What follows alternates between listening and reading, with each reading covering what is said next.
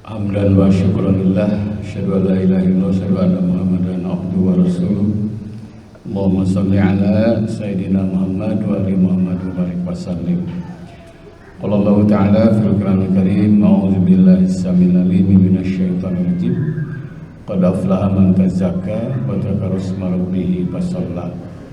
Qala Rasulullah sallallahu alaihi wasallam, man nazara ila akhihi nazratan ghufira lahu.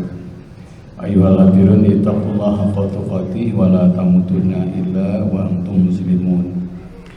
Hadirin, syukur kepada Allah Subhanahu wa taala, dengan rahmatnya kita bisa memakmurkan masjid yang kita cintai bersama dalam rangka ibadah sholat Jumat. Mudah-mudahan sebagaimana hadis Nabi, kullu khutwatin tamshiha ilal masjid sadaqah. Setiap langkah yang melangkahkan menuju masjid dihitung sedekah. As-sadaqatu tudfi'ul khati'ah, dan sedekah itu akan menghapuskan dosa. Dengan hadirnya kita ke sini, semoga seluruh kehilapan kita diampuni oleh Allah Subhanahu wa taala. Amin ya rabbal alamin. Salam semoga terus mengalir pada teladan kita semua, Nabi besar Nabi Muhammad sallallahu alaihi wasallam. Insyaallah besok kita akan melaksanakan Idul Fitri. Dalam Al-Quran, Allah secara khusus memberikan kabar gembira kepada yang berjuang selama 1 bulan penuh. Qad aflaha man tazakka, sungguh beruntung orang yang telah menyucikan dirinya. Seluruh amal Ramadan menyucikan diri kita. Konon kabarnya 1 rakaat tarawih witir saja minimal 10 dosa hilang. Jadi kalau semalam kita ngambil yang 8 tambah 3 11, insyaallah 110 dosa hilang. Karikan selama Ramadan jumlahnya berapa dosa kita yang hilang. Belum lagi dengan bacaan Al-Quran, 1 huruf Al-Quran akan menghapuskan 10 dosa. Kata Nabi, la aqulu, saya tidak mengatakan alif lam mim harfun. Alif lam mim itu 1 huruf. Walakin akan tapi alif lam mim 3 huruf. Kalikan 10, 30. Baca alif lam mim saja insyaallah 30 dosa kita hilang. Kita baca Bismillahirrahmanirrahim 19 huruf kalikan 10, 190 dosa hilang. Dari mana 10 itu? Dalam Al-Quran, man jaa bil hasanati falahu asyru amsalihha. Siapa yang berbuat baik, Allah lipat gandakan 10 kali lipat. Al-An'am 160. Wa dzakara isma rabbih, dan selalu menyebutkan nama Tuhannya. Maksudnya takbir. Allahu akbar, Allahu akbar, Allahu akbar, la ilaha illallah, wallahu akbar, walillahil hamd. Wassalat, dan melanjutkan salat. Yang dimaksud itu adalah salat Idul Fitri. Yang kedua, jangan lupa seluruh amali Ramadan berujung kepada la'allakum tattaqun, agar kalian menjadi orang yang bertakwa. Posisi takwa dalam Islam ini luar biasa. Ketika berangkat haji atau umroh, kita dihantui perasaan rasa takut. Ada kesan haji umroh itu arena pembalasan Tuhan. Ternyata dalam Al-Quran, fatajawwadu fa inna khairul zadi taqwa. Berbekalah kalian semuanya, dan sebaik-baik bekal adalah takwa. Ketika Al-Quran susah jadi petunjuk, ternyata syarat Al-Quran jadi petunjuk harus menjadi orang yang bertakwa. Hudal lil muttaqin. Hanya orang yang bertakwa yang bisa menjadikan Al-Quran sebagai petunjuk. Ketika orang ramai berbondong-bondong domba atau sapi atau domba dan lain-lain, ternyata dalam Al-Quran kembali, innama yataqabbalullahu minal muttaqin. Yang diterima di sisi Allah itu kurban, itu hanya orang yang bertakwa. Ketika kita bangga dengan ormasnya, mazhabnya, ternyata di hadapan Allah yang dilihat hanya ketakwaannya. Inna akramakum indallahi atqakum. Di sisi Allah yang paling mulia bukan ormasnya, bukan sukunya, tapi takwanya.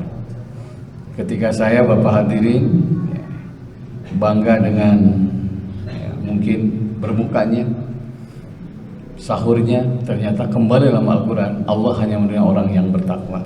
Dan target saum itu dari berkuliah subuh, ceramah tarawih, dan aktivitas yang lain, ujungnya adalah la'allakum tattaqun. Dalam Al-Quran bahkan kita temukan ada 2 amal saleh yang dipastikan bila kita kerjakan Allah bersama kita. Salah satunya ketika kita takwa. Wa'lamu annallaha ma'al muttaqin. Ketahuilah sungguhnya Allah bersama orang yang bertakwa. Apa itu takwa? Asal kata dari waqo yaki wikoyah, artinya hati-hati. Orang yang bertakwa itu selalu hati-hati ala kulli ahyanihi, dalam segala aktivitas. Dalam segala aktivitas. Saya tadi pagi ada yang WA, tak doain mau mudik kemana, ke Cilacap, minta bekal lah, kata yang bagus apa? Saya bilang takwa. Apa? Hati-hati. Periksa kondisi kendaraan, periksa kondisi supirnya. Kita rencanakan di mana berhenti istirahat. Dalam Al-Quran, ya alladzina amanus biru wasobiru warobitu. Bila kita akan pergi, sabar, tingkatkan kesabaran, warobitu, dan perhatikan apa yang kita bawa. Makanan, saya kemarin mau berbuka sudah tutup semuanya, untung di mobil bawa makanan. Hati-hati, karena seceroboh sekecil apapun itu bisa nyawa taruhannya. Sering kita temukan, jangan nyetir ketika ngantuk, apalagi jangan ngantuk ketika nyetir. Apa maknanya? Hati-hati, kan di pundak kita itu dipertaruhkan nyawa orang. Ada yang meninggal sampai 11 orang, ternyata kemarin sampai masuk ke jurang. Saya lihat tadi malam, ketika ditelusuri oleh wartawan ternyata ngantuk. Perjalanan cukup jauh, refreset masuk jurang. Kenapa? Tidak takwa. Ketika kita hati-hati, Al-Quran mengatakan ini, wa inna lajami'un hadirun. Kita dianjurkan untuk waspada, untuk teliti ala kuliah ini dalam segala aktivitas. Saya Bapak hadirin mau ke dokter, hati-hati, tanya dengan baik, komunikasi dengan baik. Ada seorang bapak tiba-tiba pingsan, tolong siapkan dokter yang ahli, siapkan 2 dokter ahli. Itu subhanallah ya, karena berharap banget kepada orang ini, dua-duanya salah analisis. Akhirnya pingsan 11 hari 11 malam. Dibawa ke Singapura, pulang dari Singapura ada rekomendasi, orang ini tidak akan lebih dari 3 bulan. Banyak obat yang salah, ujungnya salah praktek, salah obat. Saraf-sarafnya banyak yang putus. Ketika saya ngobrol dengan anaknya dan istrinya, salah kami Ustaz, tidak hati-hati. Jadi kalau kita dikasih obat, tanya ini apa dampak obat ini, ada nggak yang lebih ringan. Jangan sampai pasien jadi kelinci percobaan. Kenapa? Hati-hati, dan itu orang yang bertakwa. Kita punya sahabat jauh mau mudik, minimal datangi Pak RT, datangi Pak RW, titip pada tetangga, mohon doanya supaya rumah kita selamat. Kenapa? Curiga atau nggak boleh, tapi penting. Karena orang yang bertakwa selalu hati-hati. Dalam berbisnis sama. Saya ketika ada seorang ibu datang ke rumah tiba-tiba nangis ya. Saya bilang kenapa Bu? Makin ditanya makin kencang nangisnya. Rupanya dia kerja sama bisnis dan baru ketahuan itu bisnis bodong. Dia janji 5%, dia nanam 600 juta, rupanya itu hanya ngawahan saja. Kami akan bikin perusahaan yang lebih besar. Jadi bapak kebagian 10 juta, kata ibunya itu. Hanya diborokkan rumahnya ke bank, ternyata hanya 3 bulan hilang, entah kemana orang itu. Sekarang bayar listrik pun tidak bisa. Kenapa? Tidak hati-hati. Al-ana'u minallah. Sikap pertimbangan penuh perhitungan itu datang dari Allah. Wal ajalatu minasyaitan. Sikap tergesa-gesa itu datang dari setan. Kenapa kita harus hati-hati ketika mau berbuka? Terlalu cepat aja, 1 detik itu tidak sah sahurnya. Kita dilatih selama 1 bulan dulu supaya hati-hati. Ada kawan saya, Ustaz, mulus murah ini mobil. Yang terbayang itu mulus murah. Saya bilang hati-hati. Sekarang ini tidak mungkin murah tanpa masalah. Hubbud dunya zulmatun fil qalbi. Tergila-gila dunia bisa menggelapkan hati. Akhirnya beli tanpa pertimbangan. Dia pergi ke Kadipaten, di Jatinangor ada operasi gabungan kalau nggak salah dinas perhubungan dengan polisi lalu lintas. Diperiksa surat-suratnya ternyata palsu. Urusannya tambah panjang. Mobil itu hasil curian lintas Jawa, lintas Sumatera. Sampai sekarang belum beres, sudah 3 tahun kalau nggak salah. Urusannya apa? Terus ternyata mobil bukan hanya satu. Ada yang khusus bergerak di bidang plat nomor, STNK palsu dan sebagainya. Kenapa? Tidak takwa. Jadi takwa itu bukan hanya identik dengan baju takwa, kopiah, bukan hanya itu. Orang beriman itu al-mu'minu hadirun. Orang mukmin itu selalu hati-hati. Oke, sekarang ini itu Masya Allah harus hati-hati. Ceroboh sekecil apapun itu bisa nyawa taruhannya. ceroboh sekecil apapun bisa resikonya cukup berat. Kita punya anak, pesantren, sekolah dimanapun silahkan, tapi hati-hati. Kalau pesantren jaminan soleh, harusnya tamat-tamat pesantren tidak ada yang masalah, soleh semuanya. Saya pernah mengantar orang Jakarta, Ustaz antar saya ke Bandung Utara sana, cukup besar biayanya. Saya tanya terakhir, jaminan soleh tidak? Dia diam. Kami hanya usaha Ustaz. Yang menyebabkan hidayah itu hanya Allah. Ada keringanan enggak? Air kalam Ustaz. Kalau sudah bicara air kalam itu nggak bisa nawar. Sebulan berapa, biaya kamar berapa, makan berapa. Dan ternyata terlibat apa? Terlibat hubungan sejenis anaknya. Kenapa? Tidak takwa. Supaya anak kita saleh dan salihah, tidak cukup pesantren, tidak cukup sekolah yang tinggi, hati-hati dengan siapa anak itu bergaul. Al-waladu ala dini khalilihi. Anak itu tergantung agama temannya. Fal yangdur ahadukum may yukhalilu. Hendaklah setiap orang tua meneliti dengan siapa anak itu bergaul. Kehati-hatian. Inilah takwa. Jadi orang yang bertakwa tidak ceroboh. Orang bertakwa penuh pertimbangan. Orang yang bertakwa dia selalu, bahkan ketika saya pergi ke Madura, ziarah ke Syekh Khalil, itu gurunya Kiai Hasyim Asy'ari. Saya baca di literatur, ternyata untuk menentukan nama NU saja, Kiai Hasyim itu sampai istikharah 4 tahun. Jangan sampai muncul ada ormas baru itu menunjukkan masalah. Kemudian berdoa, Allahumma khirli wakhtarli, Allahumma khirli wakhtarli, ya Allah pilihkan yang terbaik untukku. Setelah itu baru menentukan nama Nahdlatul Ulama. Kenapa? Supaya tidak salah langkah. Saya baca waktu pas masuk ke Imam Bukhari, ada masjid di Madinah, ada literatur Imam Bukhari menulis hadis saja, sholat dulu 2 rakaat. Ibnu Abbas menulis tafsir, sholat dulu 2 rakaat. Bahkan ketika saya bapak hadirin pergi haji umroh, sholat dulu 2 rakaat, namanya sholat safar. Dan berdoa Bismillahirrahmanirrahim wa mursa inna rabbi laghafurur rahim. Kenapa? Karena kita dituntut untuk hati-hati. A'udzu bi'izatillah wa qudrah min syarri ma ajidu wa hadir. Itu doanya.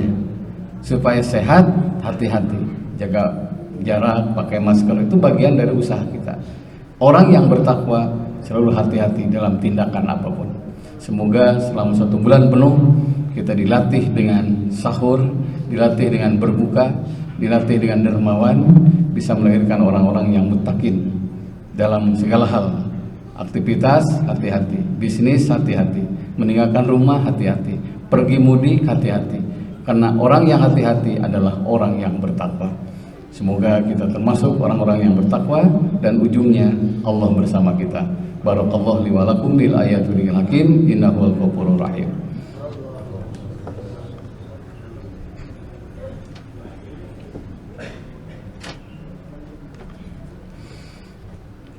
Alhamdulillahilladzi nazzala al-furqana 'ala 'abdihi liyakuna lil 'alamin nazira. Asyhadu an la ilaha illallah wa asyhadu anna Muhammadan 'abduhu wa rasuluh. Allahumma shalli 'ala sayidina Muhammad wa ali Muhammad wa barik wa sallim. Hadirin, marilah kita berdoa kepada Allah Subhanahu wa taala. Semoga ini Jumat terakhir diijabah oleh Allah Subhanahu wa taala dan kita dalam bulan saum. Insyaallah kita akan salat Idul Fitri besok. Semoga sehat semuanya dan diberikan kelancaran semuanya. Allahumma sholli ala sayyidina Muhammad wa ali Muhammad wa barik wa sallim. Amin ya Allah ya rabbal alamin. Allahumma inni as'aluka bi annaka antallah la ilaha illa anta al-ahadus samad allazi lam yalid wa lam yulad wa lam yakul lahu kufuwan ahad. Ya Rahman ya Rahim irhamna. Engkau sumber kasih sayang. Di penghujung bulan Ramadan ini kami berdoa kepadamu, kami dalam keadaan saum dan jaminan dari Rasulmu, siapa yang saum doanya diijabah. Sayangi orang-orang yang menyayang kami, khususnya kedua orang tua kami yang telah wafat meninggalkan kami, bahagiakan dalam kuburnya. Berikan kebaikan kepadanya seperti almarhumah berbuat baik kepada kami. Yang masih hidup ayah ibu kami, sehatkan fisiknya, muliakan akhlaknya, rajinkan ibadahnya, dan bila saatnya wafatkan ayah ibu kami dengan wafat husnul khatimah. Rabbana hab lana min azwajina wa dzurriyyatina qurrata a'yun waj'alna lil muttaqina imama. Bahagiakan rumah tangga kami seperti yang telah membahagiakan rumah tangga Rasulullah SAW bersama Siti Khadijah. Di penghujung bulan Ramadan ini, Jumat terakhir, solehkan anak-anak kami. Rabbana hab lana minas sholihin Rabbana hab lana minal muhsinin, Rabbana hab lana minal muqarrabin, Rabbana hab lana minal muttaqin. Solehkan anak cucu kami, kuatkan imannya, muliakan akhlaknya, rajinkan ibadahnya. Pertemukan anak cucu kami dengan teman dan sahabat yang soleh dan solihah. Permudah anak cucu kami menerima ilmu dari guru-gurunya dan dosen-dosennya. Permudah anak-anak kami menggapai cita-citanya. Yang sudah berumah tangga, bahagiakan anak kami rumah tangganya. Seperti bahagia rumah tangga Rasulullah SAW bersama Siti Khadijah. Ya Allah, Ya Rahman, Ya Rahim. Ramadan sebentar lagi akan meninggalkan kami. Jangan kau jadikan Ramadan tahun ini Ramadan yang terakhir untuk kami. Kami masih ingin sholat tarawih bersama, tadarus bersama, takbir bersama, iktikaf bersama. Tapi Engkau Maha tahu betapa banyak sahabat kami, teman kami, bahkan usia di bawah kami telah Engkau wafatkan. Bila Ramadan tahun ini merupakan Ramadan yang terakhir untuk kami, ampuni dosa-dosa kami, ampuni segala kehilapan kami, ampuni segala kehilapan kami. Terima tarawih kami, terima tadarus kami, terima zakat kami sebagai kifarat penghapus dosa-dosa kami. Dan bila saatnya kami wafat, wafatkan kami dalam keadaan husnul khatimah. Jadikan sisa umur kami umur yang bermanfaat. Jadikan sisa umur kami umur yang menjadi jembatan menuju husnul khatimah. Sahabat-sahabat kami yang akan mudik bertemu dengan keluarganya, selamatkan di perjalanannya, lancarkan di perjalanannya, pertemukan dengan keluarganya dengan penuh kasih dan sayang. Sebagaimana sabda Rasulmu, man nazara ila akhihi nazratu widin ghufirlahu.